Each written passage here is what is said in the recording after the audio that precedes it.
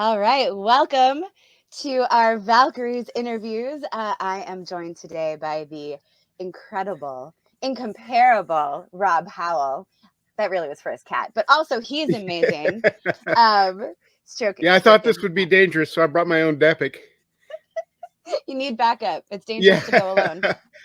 her name's Winifred, by the way. Oh my gosh, I love it. Do you ever call her like Winnie or Fred, or is she straight up Winifred? Not usually Winnie. I haven't called her Winnie. Okay. When, and then some plays on Winifred Fred or stuff like that, because I have a Yeah. tendency to call cats, double Fergus or Trivy Triv or whatever. That doesn't really work for our dogs, like Olive, Josie. It doesn't, but You should have yeah, planned better. I And should have, right? I'm trying to see if the camera can get all the cat fur that's now swirling in front of my face. No, it's just glitter. That's just like the glamour shots they do for actresses Yeah, sometimes. You're getting the fuzz. yeah. It's So now I've aesthetic. already taken this interview off the rails. That's why we're doing them, right? We've got the people who just want to get their questions answered and say the thing. They're doing the print interviews, and folks who want to engage in shenanigans with me. Ta-da! Here we are. So, folks, this is going to be the very first Valkyries interview that you have seen for reasons that will become apparent throughout this podcast. But what we are doing is, as we lead up to the very first Hit World Valkyries anthology, you will get a chance to meet and or better get to know both the authors of Valkyries and their Valkyrie that you'll be seeing in the anthology. So Rob has agreed to join us here. And so I've got some questions that are set up that he already knows because I'm not tricking him or any of our authors. But then he'll have a chance to trick me at the end if he wants with some surprise questions. And we're just going to dig in because this is who we are as people. We're not going to stay entirely on topic, right? Clearly Yeah. not. Having started with There's a cat. How could we ignore? You can't ignore the the cat. cat, That is important. and it's Um, funny. I literally I came in. I opened the door to my office. I was going to close it to keep the cats out. yeah. She ran in, and for about a half an hour, she's been here for about half an hour already, and she's just like, "No, this is where I'm going to be for this whole process. You Yeah. can argue if you want." But to what end? It's not Yeah. going to actually work for you. Yeah. Oh, Winifred, the best. Oh man. I'm just gonna get distracted by her, and like every time she shifts, I'm just like, let's just watch the cat for half an hour. I think that'll be Probably great. better interview than anything I'll say. I mean, you're a delight also, but I mean, you came with the best colleague there, so Yes. it's pretty great. Okay, but you are an author. Yes, Here I I am am. an author with Sega, with you the are. cat. That's me. That's right. The appropriate, like we have our cats here for stroking. Yes. Um, not we. That's a weird top. We're not going to go there. Okay. Wow. Yeah. I thought I So, was going to make this weird, but no, no. come on. You knew it was going to be a team effort. Come Yes, on. yes, it's true. It's Hit World though. It's Hit World. It's all supposed to be weird. That's Uh, right. Hit World. We're going to talk a little bit more about Hit World. But Hit World is so much fun in part because it's really anything goes, right? Urban fantasy, anything you can imagine is probably happening or has happened in this universe will happen. Um, and then and it I've got been weird. calling it. I've been calling it genre gumbo. I don't know if you've caught that, but it's genre Yes. gumbo. Just throw it all in the pot, see what comes out. I love it. I love it. That's what we're gonna do. We also will have one of these interviews with the fabulous Casey Azell, who, as far as I know, coined the term genre fluid. Oh, So we've got genre gumbo and genre fluid going here, and I like it. well, I like she's it a lot. smarter than I am, and I'm just a fat guy who likes food. So Um, it makes it. hello. I married a Cajun in part because food is so good. So I mean, he's also great, but food. Okay, but writing. So you are a writer, hence terms like genre gumbo. Um, tell the people, Rob, what do you write and why do you write it? So mostly what I write is fantasy, generally speaking, high fantasy. Uh, I'll sometimes write to military science fiction. I'll Hmm. sometimes write genre gumbo. I'll Oh. sometimes write, basically, if someone wants to give me a writing challenge, I'll take it. Hmm. I enjoy writing, and it's not to me the genre is not as important. it's the characters involved. Mm-hmm. And so you give characters interesting situations, see what happens, and then go from there. Oh. Um, as to why I started writing, Mhm. honestly, I didn't have anything else to do. I was in a Oh. weird, really bad place about 7, 8 years ago. Mhm. Um, my wife had left me. I am overeducated and can't get a job because people don't want to hire me for the jobs I was willing to do Mhm. because clearly I'd leave because I have all this education. Right. Well, that's, that's the way it is. And so you're in Yeah. this awkward spot. And I didn't really have anything left to lose. So I started writing. I wrote my first novel, Lake Most Deep, and it was one of those things of I need to be able to do something to show that I can do something. Mhm. And it was David Drake says he started writing because of his PTSD after Vietnam, and Mhm. it was cathartic for him.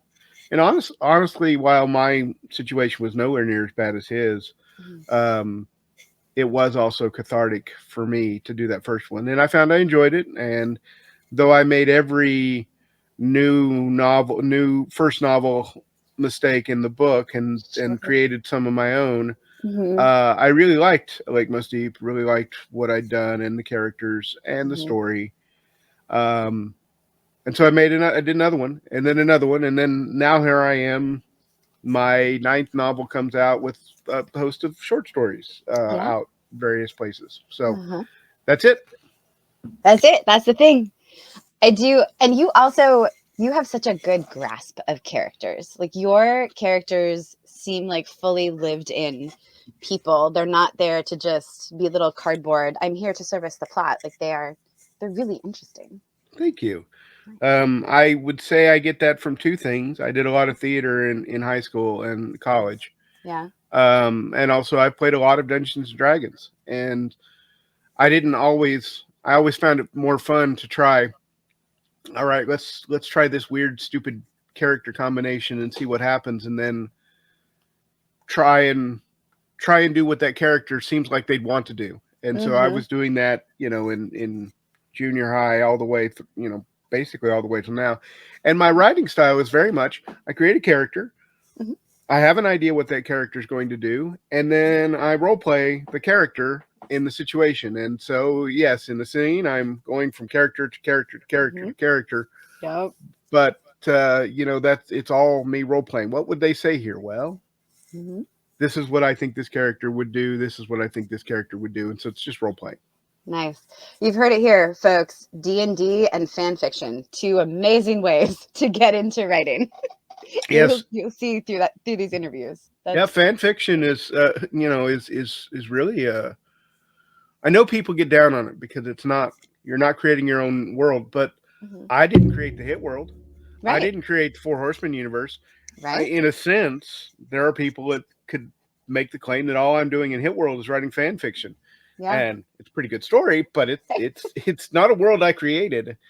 Right. So I agree. I mean, I've seen some people who write in various intellectual property universes, and they're like, "Yeah, I just get to write fan fiction professionally." I'm like, yeah. that's amazing. I think anytime people are getting down on whatever style of thing, we just Oh, like I to only write misunderstood. romance. Hey, Yeah. well, Okay, romance that's is the awesome. biggest selling genre Oof. in the world. Right. That's prose.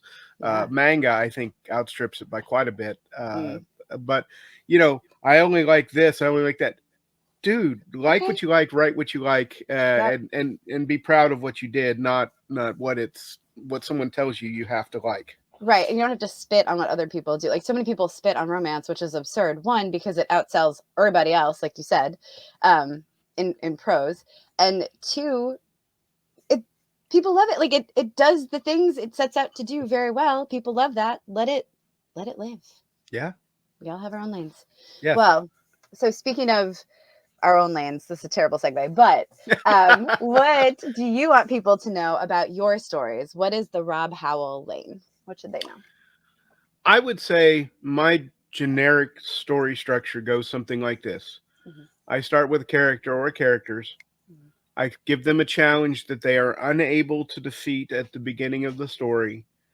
The story is them gaining whatever it is they need to be able to at least challenge the challenge, at least Mhm. face the challenge, and hopefully at the end they win, but pay a cost. Mhm. And but they have to fight. They have to punch up. Yeah. They're never quite, but they hopefully they win. They don't always, but hopefully Mhm. they win. But no matter what, they are punching up and they're suffering consequences. Can't have that much of a challenge as I give to my characters without there being a chance that someone's going to die or someone's going to get really hurt or someone's going to have PTSD, or someone's Mhm. going to have something else that you know or there's going to be negative consequences for the economy of an area, whatever.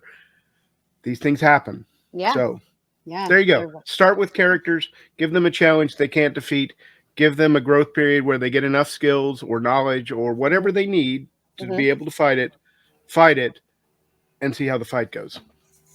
That makes sense.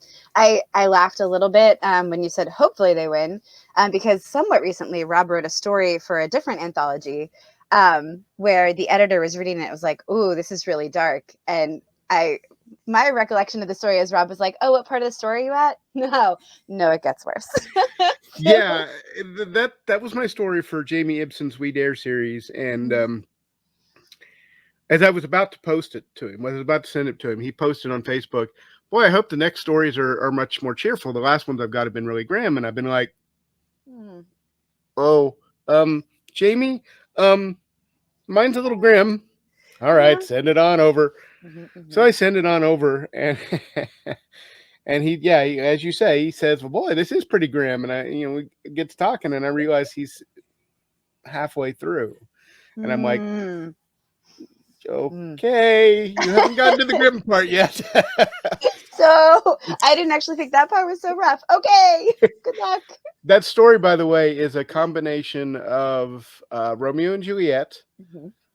with a sort of similar Anglo-Saxon story called the Fight at Finnsburg, Nice. which is much grimmer than the Romeo and Juliet version, Hmm. and it's set on Mars. So there we go. I added Awesome. that to it. Yeah. Nice, nice. I mean, you always get the little tweak. I like it. Yes. Well, speaking of excellent stories that may or may not rip your hearts out, um, what is a book? So I hate to ask the what's your favorite book question. That's a very unfair question, It right? really Like, is. here's my list of 30. What is the Yeah. however, what's a book that you love to recommend to people or one you've read recently that you're just super into right now? Yeah. I'm so bad at this because every one of them has something. Like I look at Mm-hmm. a Lake Most Deep, and it's my first novel, and Mm-hmm. I look at it as from a skill and a you know technical perspective, and I go, "Oh man, that's my worst novel." But it's supposed to be your worst novel. Your first It's the novel is first one. supposed to Yeah. be your worst. Second, Right. it's better, and so on down the line. Mm-hmm. And I look at it like Most Deep, and I go, "Well, there's still a lot of things in there I did okay." Mm-hmm. Um, and it has some advantages from a hey, here's something from Rob. Yeah, it's my worst novel, but it sets up that whole world really well, which Yeah. becomes super important as we talk here in a bit. Mm-hmm. Um, but then I look at the combination of Feeding of Sorrows and Ravening of Wolves, Mm-hmm. and those did really well. And Feeding of Sorrows was a big confidence booster because it did so well. Yes, it was being pushed by the Four Horsemen universe, Yeah. and that doesn't hurt, but it did really well, and it got some very specific, not wasn't just the Four Horsemen aspect. It was also the story aspect. Mm-hmm. Um, and then when I put out Ravening of Wolves, it was like once as lucky, twice as good, and apparently I might actually be okay at this. And Nice. and if you've really hung out with authors, nearly every author is self-esteem questions and imposter syndrome and I don't know what you're talking about. Uh-huh. yeah, I know. Like every author that has some of this. Mm-hmm. I've now sent in 25, 30 submissions to, and the vast majority of them were invites, so I knew I was going to get in, so I didn't Mm-hmm. didn't have to worry that I was, on the bubble or anything like that. Mm-hmm. And every time my Mm-hmm. hand hovers over my mouse and I'm just like, What if they hate it? What if it's trash? yeah, Yeah. what if Yeah. they hate it? What if it's trash? So that was helpful, though, that I at least have some evidence that the emotional part of me may hate everything I do, but the logical part can sometimes override that. Mhm. Um, I really liked None Call Me Mother. Um, Mhm. that was the third book in my first trilogy. Mhm. The reason why I liked that whole trilogy. Mhm. Um, None Call Me Mother was the completion of several years worth of work, and to get the threads to all match, I wasn't sure for a lot of that process, and None Call Me Mhm. Mother took longer because of a variety of reasons for me to Mhm. get it out. Mhm. Um, I wasn't sure I was going to be able to get it all to work, Mhm. and it did, and I was really pleased with the result. Um, that then leads into the Elder's Legacy, which my next book, in some ways, my next book, The Door into Winter, which comes Mhm. out a week from tomorrow, Whoop, whoop. um, is my favorite book because it's the next book, right? I can't Yes. wait to see what people say about it, right? Yes. Yes. So that every book that I've published, all 9 of my novels have something in it that I really care about. I am of the firm belief that if you can't, if a writer can't like his own characters, his own story, his own Mhm. setting, if he Mhm. doesn't love what he's doing, Mhm. then I don't think he can expect any of the readers to do so too. Yeah. So I love my stories. I love the characters. They're not necessarily to everybody's taste, but they're not supposed to be. They're supposed to be to Right. people whose tastes are in the same Venn diagram spot as mine. Mhm. And um, uh, I think I've done okay for so far, but I've got a long way to go to grow. Yeah. Oh, I mean, I think anytime we as authors sit around and say, "Well, I've gotten as good as I can ever get," those next stories aren't gonna be great. Those next stories are gonna Right. suck. There's something in between the imposter syndrome and the I'm as good as it's possible to get that's gonna be the place we live in. Yeah, Um, yeah. There's a oof. problem in there. Definitely a problem in there. And we're going to talk a little bit more about Door into Winter later on, but because we're recording this before folks will see it, that is May 13th, right? That's when No, folks May will find 10th. it. May May 10th. 10th. See, this is Yes, why May to make 10th. sure. May. Yes. Today is Monday, right? Yes, today is Monday, Yep. so it's releasing on Tuesday the 10th. Tuesday. I went right to Friday. So that was my Right. fault. Yeah. Ah, well, we might as well get this clear. New Mythology is putting its stuff That's out right. on Tuesday. Tuesday. The So, reason New Mythology is putting this out on Tuesday is so that hmm Chris can get a few more things out on hmm Friday. He was yeah. having so many books come out and he was getting them kind of caught in the wash of each Yeah. other that if he Yeah. gives a little bit of a 3-day break hmm between Tuesday and Friday, that we can all get a little bit better on the communication there. Yeah. Yeah. I mean, it's nice that CKP has gotten so big and sprawling and successful that we now are taking over all days of the week, and I love it. Yes, wouldn't surprise me if that happens again with Right. something else. Yeah, with something else. Yeah, so totally possible. So in the hit world, which folks, as you've heard, is genre gumbo, so a little bit of everything, urban fantasy ish, but also a lot a lot else is going on technically. So in hit world, everyone has a knack or a talent that could potentially be magical. So what would yours be? My personal talent, Rob's hmm talent. Rob's talent. And either you can answer this however you like, which is true of all these questions. So either if you were in Hit World, what would you want your magical talent to be? Or what is your random existing talent in this world now that could become magical if you were in Hit World? Well, let's go random then. Yeah. My brain hmm connects things, uh, disparate things, hmm quite often.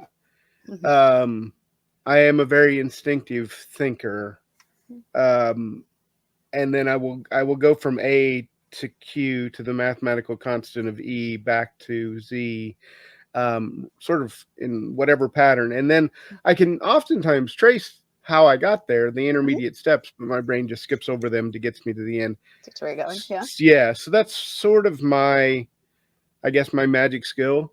hmm Which is actually a challenge in writing because I have to make sure that I don't go from A to Z Yeah. and leave the reader behind. Yeah, leave the reader on B. Yeah. Yeah. Where the hell's the rest of this? I don't know. Sorry, it's So, right up so here.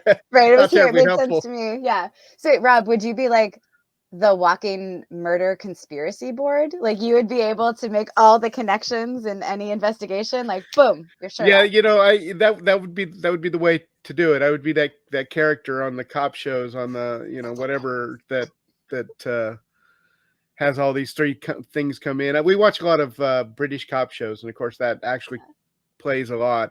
Nice. Death in Paradise is one of our current favorites. If you haven't watched it, it's quite fun. Nice. But the main character oftentimes will at the end, oh, there's this, and this, and they all come, and now you see how they connect. I'm Yeah. actually pretty good at that. Nice. So I guess that would be my talent. And I'm going to call it an important talent because it gets me to claim that all those trivia things that I learned way back Ooh, when suddenly might matter. super useful. That's You never know which mystery that's going to solve. when are you going to need to know the exact chemical composition of meteorite number 45? Absolutely. I love that. Yeah, exactly. So,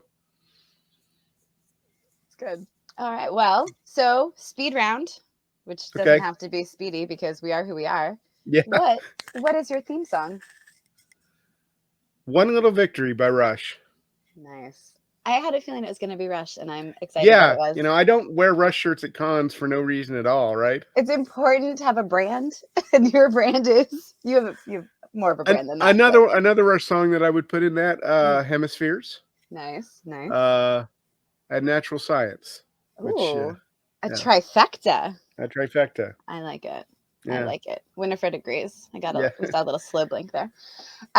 What is your go-to game night choice? We haven't D&D probably. That would be, or Pathfinder or something along those lines. Nice. That would be my preferred. Nice. Yeah, I like it. What sitcom would you star in? Either one that exists or if there were one made of your life, what would it be called?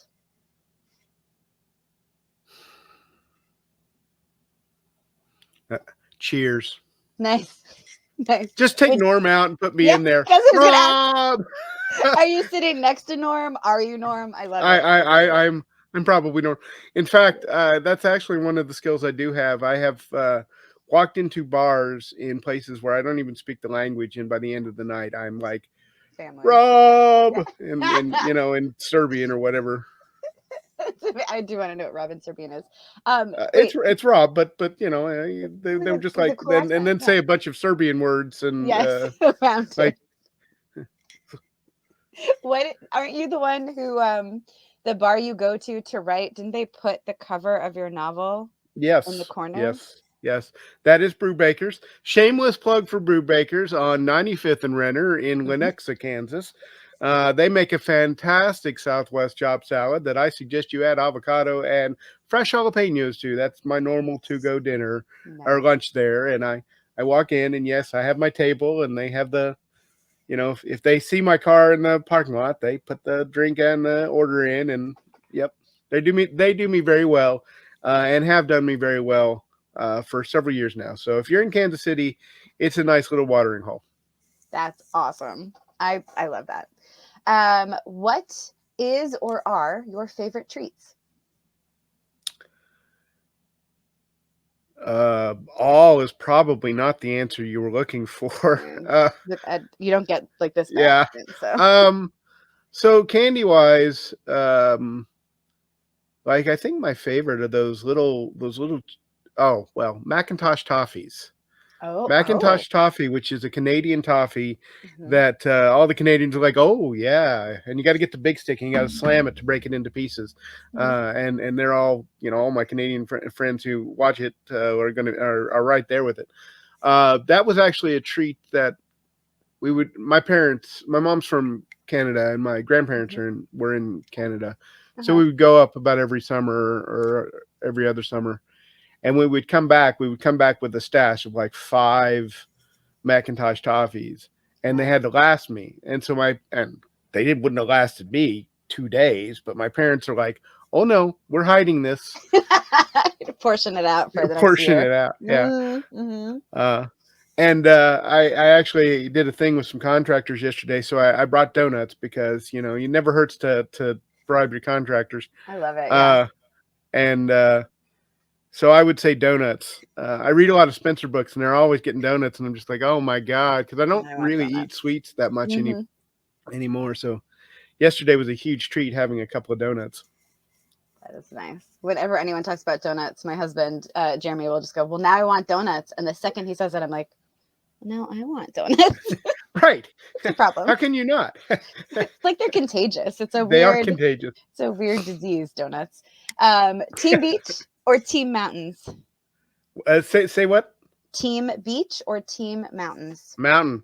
I Nice. really am not a beach fan. I don't mind a beach, and I Mhm. you know have had some great moments sitting and looking out over the Atlantic, or the Gulf. I've never really looked over the Pacific, to be honest. Mm. Um, but to me, sort of the ideal moments, Mhm. sitting in front of a fire, looking out over a snow covered forest, Mhm. uh, steaks on the grill, good beers in hand, friends and laughter.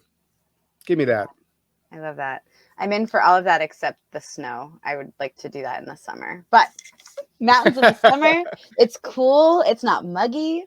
I'm in. Let's do that. Yeah. So I'm definitely Team Mountains. Nice. All right. These are both fair answers. Both is also a fair answer. What are your favorite pizza toppings? Sausage, peppers, onions, more sausage, more cheese, and Yes. and nobody ever makes a spicy enough sauce. I would Oh. kill for really spicy, more than I mean, arrabbiata sauce can oftentimes be really nice and spicy. I don't know why we Oh. can't have arrabbiata pizzas. What an interesting, huh? It never even occurred to me. I hope people who watch this can fill the comments with suggestions for spicy pizza sauces. I mean, I've used arrabbiata That's so sauce fun. to as pizza sauce, for homemade Yeah. stuff. But Yeah. But you know, surely there are places out there that do it, right? I had this conversation with Terry Maggard on Twitter a couple of Uh-huh. days ago. Uh-huh. The problem is that all the main pizza places are so bad. Like the quality of their pizza is so Mm-hmm. meh Mm-hmm.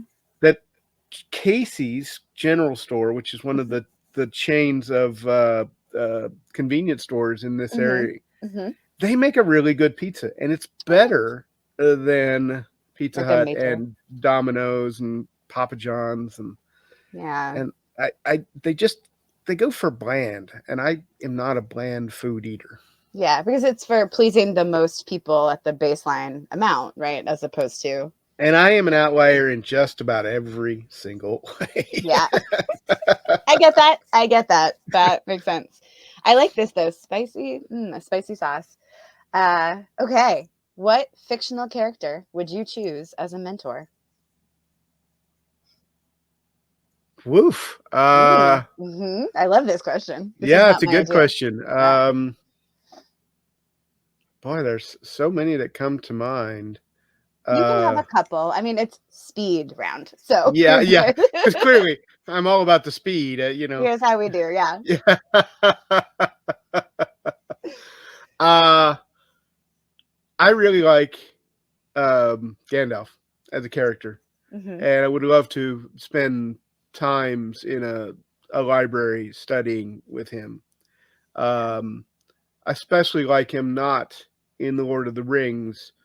I especially like him when there's a scene in the Lord of the Rings where he's um, doing a bunch of research in the archives of Minas Tirith, Hmm. and that is the Gandalf I'd like to sit and drink beer with and talk about research with. Um, Running through so many stories. Um, it, there's so many that are influential to me in terms of my writing. Hmm. Spencer is a character that's influential to me. Hmm. Um, uh, I don't know that I would want to be mentored by Hawk, but he would be Sure. certainly someone to uh, uh, meet and be terrified by. I'm sure I would Sure. be. Sure, sure. And by the way, Avery Brooks did a hellacious job with that character, and because of that character, it made Deep Space Nine better. Because every once in a while, Yeah, you would see Hawk come out a in little bit. Cisco. Yeah. You're like, oh shoot. Yeah. I don't know. I there are so many. I'm going bouncing and this and that. I don't have a great answer. I'll just go with Gandalf. That's like Gandalf's a great answer. I think Avery Brooks would also be a great answer. Or Cisco. I think Cisco would be a great answer. Cisco's amazing. All right. Are you a morning or a night person? I get up at the crack of noon. I like it. I got hurt proactively because I thought you were gonna say dawn, and I was like, I would not have expected that. And that just hurts my feelings. And then noon, I was like, I'm back in. Okay, yeah. Yeah, it's challenging because my sweetie and I, she is a she doesn't sleep as much as I do, in part because she gets sleeps really well, Oh, and for oh, that that's I'm nice. internally jealous. But yeah, she gets up at 6:05, and her eyes pop open, and it's like, I'm awake. Time for some coffee. Time to do the things, and I'm like, Uh-huh. 6:05, 6:05. This isn't even a good time getting up in Jamie Ibsen time. That's right. Are we talking PM? I'm in. Yes, I can start a good day at 6:05 PM maybe. Yeah, Let's right. see. Nice, nice. All right, we're gonna shift now and talk about your Valkyrie. So folks, obviously we'll get to meet our Valkyries later this summer.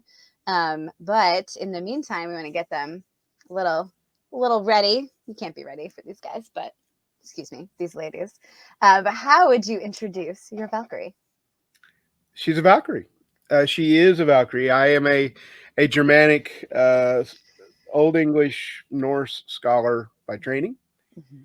And when you said Valkyries, I said, okay, I can write a Valkyrie.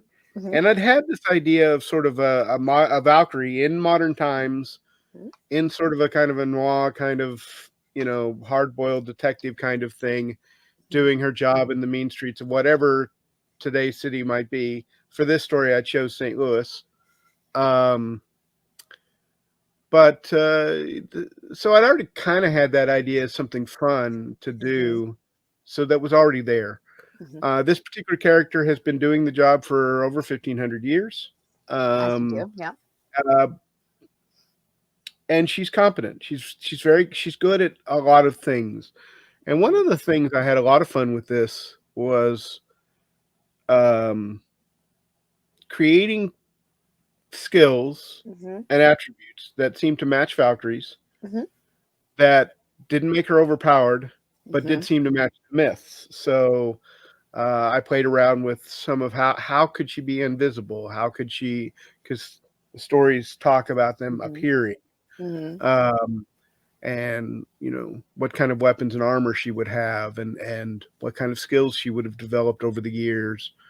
Um, and I had a lot of fun. I don't want to get too much into this because Yeah, some you of don't want to those, give too much away. yeah, some of the skills, sort of how they work together, play into the story, which is Mm-hmm. often the case for me. Mm-hmm. I've developed skill as I've developed the characters and their skills and their attributes. Mm-hmm. I shape the stories to where that taxes those particular things, because that's part of the fun. Yeah, absolutely. That's one of my favorite things. So right now I am working on a Valkyries novel. And so my character from the anthology is being taxed in a similar way. She's got these powers that she is pretty confident in, and she is sure set her up for success in every situation, but they don't. They don't. So you get some overconfidence there, and it's really fun to kind of break that down, basically. Like, oh, it doesn't do what you think it does. So what can you do instead? If I could digress a little bit to the Eldritch Legacy, the Of magic course. system we developed there is designed to give essentially 5 broad categories of tools. Mm-hmm. And the thing is that each character can only really do one. Mm-hmm. So sometimes they have the hammer tool and they need the screwdriver tool, and sometimes they have the wrench tool and they need the saw tool. You need a And planer. Yeah. how do you use this tool that's totally not the right implement for this situation, but it's the one you got? How do Right. you use what you got to get out of a situation that really doesn't work? I love those. I love those both from the story perspective, and as a writer, it becomes puzzle. It becomes Mm-hmm. this whole huge game of puzzle piecing, and I will literally run into a scene where a character will be stuck, and I'll Mhm. be stuck. I have no idea how to get them out of it, and it'll oftentimes be the case that I'll be in the shower or I'll be in the car driving, Uh-huh. and one of those moments when your brain doesn't really have to pay attention to what it's doing, and I get those eureka moments, and frantically have to scribble something down or record something to make sure I at least have the germ of the idea still with me. Yes. Oh man, the number of random notes that I then have to go find and put back together somewhere, ridiculous. Also, folks, Eldros Legacy, Rob has these binders of information so that when I tell you this world is well thought out and also potentially from the brain of someone trained in D&D, binder. It's amazing. It's right here on my desk. So very cool. We Okay, want to make so sure our authors write the fan fiction we want them to write, so to fan speak. fiction. It's the best. Eldra's Legacy fan fiction. I already have the first line of my story for Okay. 2023. It's fine. All right. For Valkyries, though, what inspired the development of your character and or the plot of your story? Without giving too much away, of course, of course. Well, I read the first Hit World novel, Hmm. and really enjoyed it. Hmm. And there were some things in there, some sort of loose ends. And I talked to Bill Webb about some of the loose ends, and also some of the loose ends that were in the Bible, and some of the things you talked about, some of Hmm. the bad guys that are down the way. And I said, I have this I have this neat idea to nibble at the edges of what you're trying to do, Hmm. and be, because if you're doing this sort of thing, one of the nice things you can do, or what I feel like one of the nice things you can do, is how can you support the mainline story in a Hmm. subtle way Hmm. without necessarily intruding into it. Hmm. I do that in Four Horsemen universe, and I do that in Hit World here, and I did that some in Salvage Title when I Hmm. wrote a story for Kevin Steverson.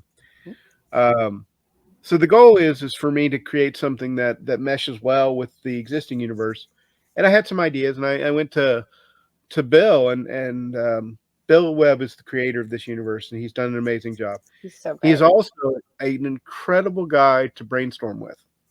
And so I went to him. I wanted to make sure I wasn't overstepping my bounds, and then I bounced a bunch of ideas off of him. Mhm. And he's like, "No, I like this. This is crazy in the way we want this to be crazy, and this is fun in the way we want this to be fun." Yes. And so it was just sort of, a lot of it was me sort of having some ideas based upon the first Hit World novel, which was really good. Mhm. Called Uh, Trash Man by William Webb. Definitely check it yeah, out. I've been blanking on the name. I keep calling it the first Hit Yeah. World novel. Right, Trash Man. That's Yeah. the one. That's it. Uh, and it had some secondary bits in it, that threads that I thought might be interesting. And then I read the Bible, Hmm. and went into some stuff that he had planned, and he actually asked for a bit of this or bit of that to kind of hint at possible Hmm. stuff down the road. So Yeah. so it's a lot. I will say that it's mostly my idea, but Bill Webb certainly helped churn the wheels. Yeah. I would completely co-sign Bill Webb as an excellent brainstorm partner. He does this for and with, I don't know, writers at all levels. So folks who have not yet written their first story, folks like Rob who are running an entire imprint, folks like me who are somewhere in the middle of that, maybe a little closer to the baby side. But he's he's great and really helps you lean into places where you're strong too. Because there was one thing that he said when we were talking about Valkyries. I don't remember what it was. I was like, oh, I don't think I can do that. And he's like, yes, you can. And here's specifically why. And I was like, oh dang, I can. I totally could do that. Yeah, And he here's does pay us. attention, and he's an amazing dude, and I, I have a tremendous amount of respect for him. Yeah, big fan. I mean, to be fair, I'm a big fan of everybody I'm talking to through these interviews. That's why I asked them to be Valkyries authors. You suck, And but can you write for me? NVD, just a little bias here, guys. But also Bill Webb and Larry Hoy, who also is the co-creator of Hit World. They're good dudes. That was a great way to sum it up, Rob. Rob also good dude. Thank Um, you. yeah. So, what actor or actors would be perfect to play one of your characters? Could be your Valkyrie, could be somebody from an upcoming novel coming out May 10th, whatever you'd like to talk about. Yeah. Hmm. Mm. You did give me these, and I didn't really think about them because I wasn't quite sure, how I would. Yeah. Uh, How the mood would take you when you were answering them. yeah. So, let's see here. I think I would go for a Gary Sinise Nice. play Alsar Shango. A Chris. These are characters in the new book. Alsar Hmm. Shango is a knight of a particular order. I think Gary Sinise could play that kind of exotic, Hmm. strong character with some whimsy. Hmm. One of the characters is a straight Viking dude, so we sure Chris Hemsworth. What the heck? Why not? Uh, Yeah. right. Arena. Oof, that'd be kind of challenging because there are a number of people who could, but Mm. who would be the really interesting one? I would say,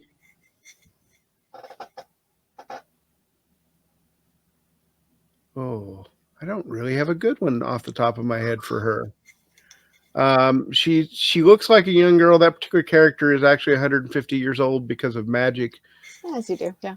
Yeah, so she's seen the world, but not in the way that most people have. She's ruled a country, Hmm. um, but she's never really ordered a beer in a bar until she left the job as ruler. So she's still really inexperienced with the outside world. Mm. Um,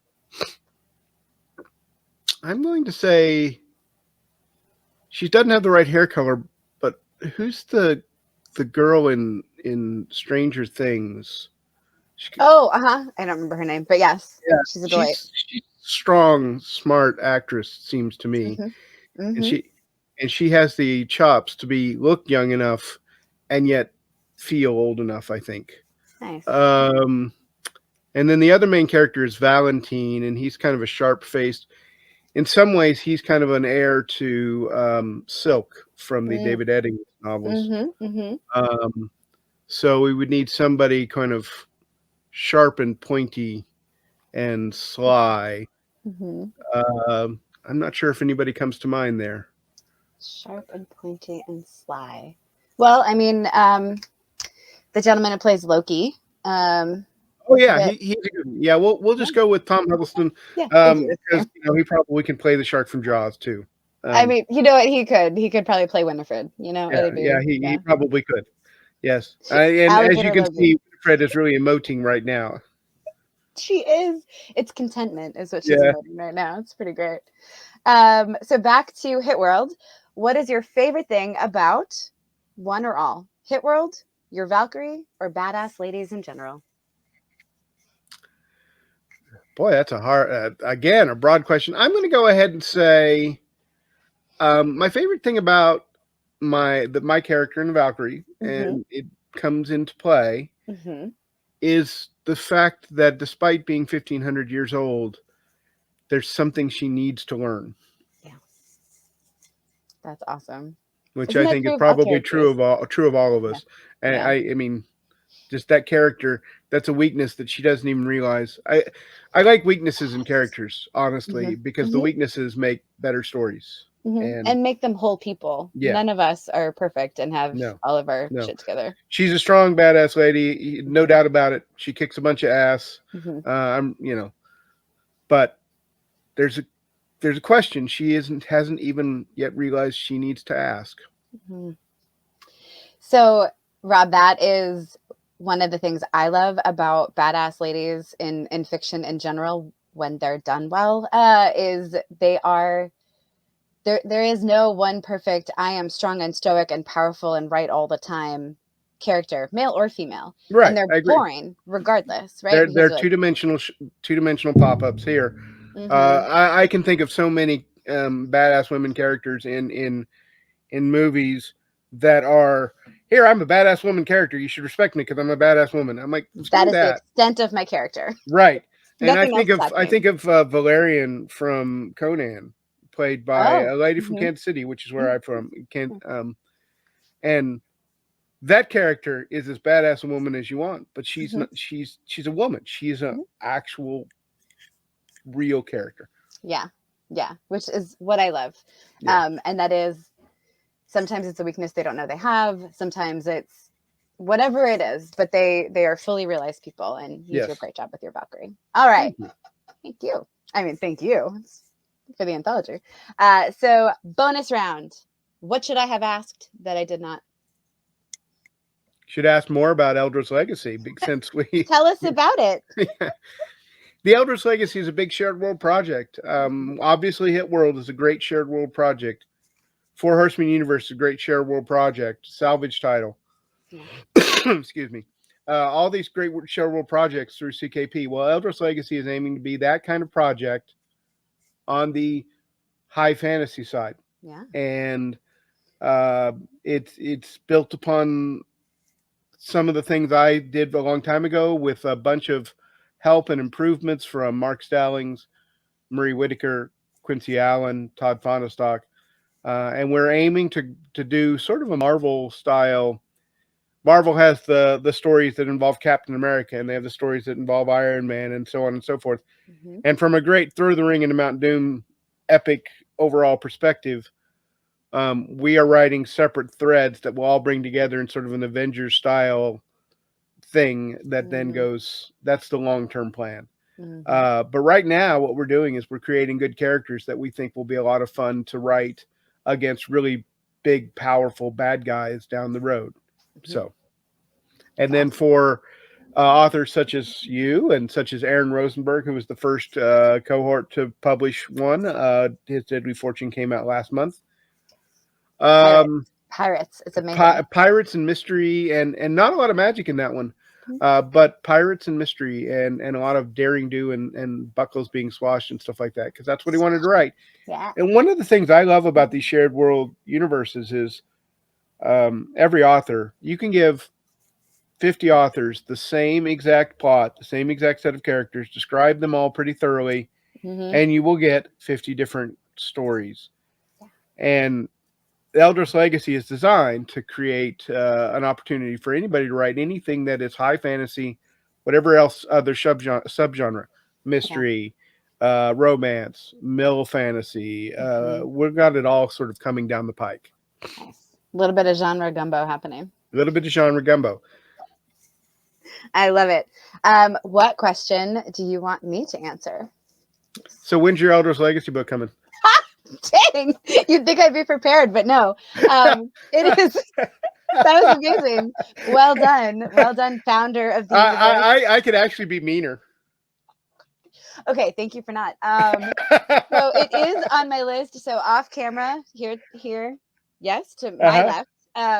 I do have my list of projects coming, and Eldros Legacy is right here. Early 23 is my goal Yay. right now. Yay. So that's what it says. So we'll see how 22 goes. But yeah, you know, those things are all nice on the wall until real life Mhm. happens, Yeah, as we there's a all know. reason they're in dry erase marker. Yes. Yes. So yeah, it's fine. All right. Well, Rob, this was a pleasure. Thank you for Um, having me. oh my goodness. I mean, anytime you and Winifred want to come hang out, we'll talk nerdery and good things. So And folks, cat hair. yeah, and the flurry of cat hair in the air. Yeah. So folks, this is the first one of these that you'll see, but there will be 14 of them. About half are going to be video, and about half you'll be able to read, because some writers like to chat and some don't. So keep an eye out, and then as we are winding towards the end of those, there will be a whole anthology for you to read from these amazing folks. So go ahead and ask any questions you have in the comments. You were watching this after the fact, but that means that you are that much closer to Door into Winter, which is May 10th, available where books are sold on the internet. I bet you can imagine where to find it. And we can include that link too when we post this, or update it with it. And thanks for your time, Rob and Winifred. Thanks for watching, folks. And I am going to close out with this beautiful, I'm sure I can, with this